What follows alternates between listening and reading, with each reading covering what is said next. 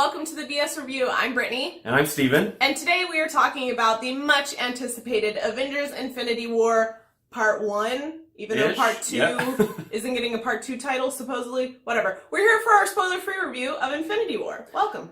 If you guys have somehow missed the last 10 years of movies, Infinity War is the culmination of all the Marvel films. Everyone is in it, and they are here to battle Thanos, who is trying to gather all of the Infinity Stones, which have popped up in and out throughout the movies. And, wow, this movie.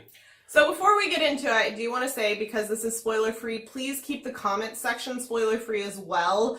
We will have a spoiler discussion coming in a few days. That's where we can talk about all things spoilers. Try not to put anything in the comments. Thank you. You will get deleted. Yes. But for our spoiler-free review, this is going to be a little bit shorter because there's so much in this movie we can't talk about. So like Steven said, the plot of this movie, obviously we're not going to go into details because this is spoiler-free, but we are going to talk about a few things that don't give away things. And this is a culmination of 10 years of character development and character introductions and different pieces of this cinematic universe that's introduced. And so putting that all into one plot with, I think, what was it, 46? Something like that? Something like that. 46 characters? I believe it. Something like that? So many. The plot actually was pretty well done, in my opinion, and laid out really well, and well balanced. Yeah, I think the strongest thing was it was coherent all of the way through for having that many things going on in it. I also think that it did a really good job of not leaving people out who may not remember a lot from earlier in the cinematic universe or maybe missed a few movies along the way. I personally think that you could probably follow along fairly well even if you haven't seen everything and kept up with everything. I think one of the coolest things about this film, and something that I love the most, and as we talked about it, we both really like, is that every character kind of gets their moments in time to shine, and it doesn't feel like the token moment. I felt like all of the characters got some form of development as they went. Even the really smaller characters, like War Machine or like Falcon, I felt like still got a couple moments where you got to be with them and get their perspective on things. And we do have a few people in this movie that are missing, and they give you little tidbits of why they're missing and where they're at, so even they get a slight explanation. But I think that's what I love the most, is every character was balanced in the sense that they all got their little moments, and it was very surprising how much they really fit in every single scene. Someone was getting some sort of development push forward. No time was wasted in this movie. And along with that, they actually balanced several romance relationships throughout this movie. Obviously, we've been introduced to quite a few over the past 10 years of movies, and they kept those in the movie without overly focusing on them, and while giving them just enough time to do what they needed to do for the plot of this movie. And I actually really enjoyed those aspects. For someone who really doesn't like romance, just like shoot into a movie, they did it really well. I also think the pacing of this movie is pretty darn awesome. Like, it was pretty solid. You're interested throughout the whole thing. With a movie like this and with such a huge cast of characters to balance and so many huge action sequences, it is pretty rare in my experience with movies like this that you have those slower moments where you get the emotion or you have someone take a pause that's needed for effect. Those kind of things tend to be rushed, and in this movie, they took the time for those and they didn't feel awkwardly placed or like they took up too much time, at least for me personally, and that was something I very much appreciated about this movie. I'm like in awe. I can't believe how well paced the movie was for how many things, and for like the 15 action sequences and how many actual slow moments there were. It was crazy. And the action sequences were badass. They had some really cool stuff there. I was like, oh, like, it was good. One standout detail about Infinity War is actually the score. For me, Marvel movie scores range in between completely irrelevant to just okay. Like, I can't think of a single, like, Marvel movie where I left being like, you know what, the score really made that movie. Despite not loving Ragnarok, I actually kind of enjoyed the score for that because it was all 80s kind of inspired. Which is true, and I would also say Guardians of the Galaxy had a very unique, but I would count that as a soundtrack, not necessarily a score, okay. Like an instrumental score.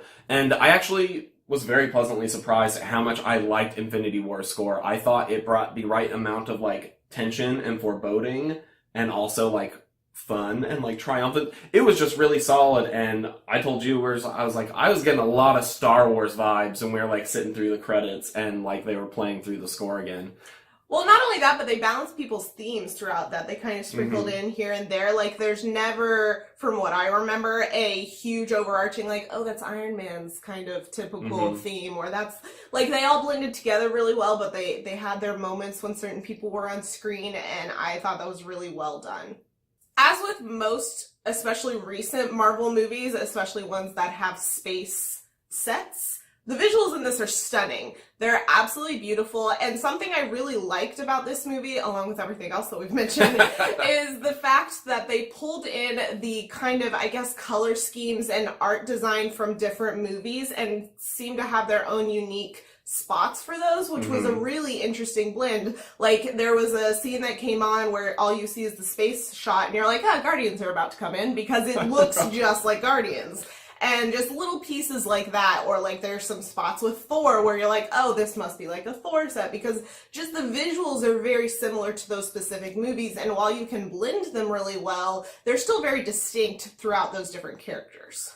Yeah, without getting into spoilers, there was one specific fight scene with several characters that I was very impressed. Like my jaw was like, just because the visuals got so nuts for one moment. And you guys will know which one I'm talking about when you get there. All the visuals were good, but there was one scene in particular that was like, wow. I will say I had one minor complaint about the visuals for a couple of characters that were purely CGI characters that tended to be on screen a lot. And they looked a little goofy to me, as most all CGI characters do. They looked a little bit like Steppenwolf from the DC Justice League, in my opinion, just a smidge. A couple of them looked like really good, and then like two of them looked a little Steppenwolfy. Yeah. But it didn't overall take for the movie. It was just the thing where I was like, oh, that kind of took me out of it for a second. Okay, we're back.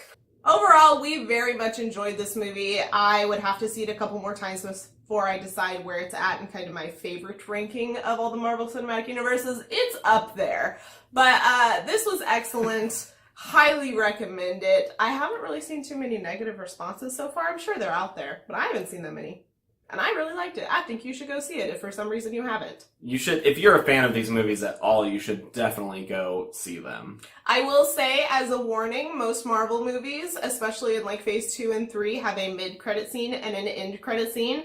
This movie does not have a mid-credit scene. It only has an end-credit scene. So when you get to that mid-credit spot and you're like, wait, where's it at? Maybe I should just leave. Don't.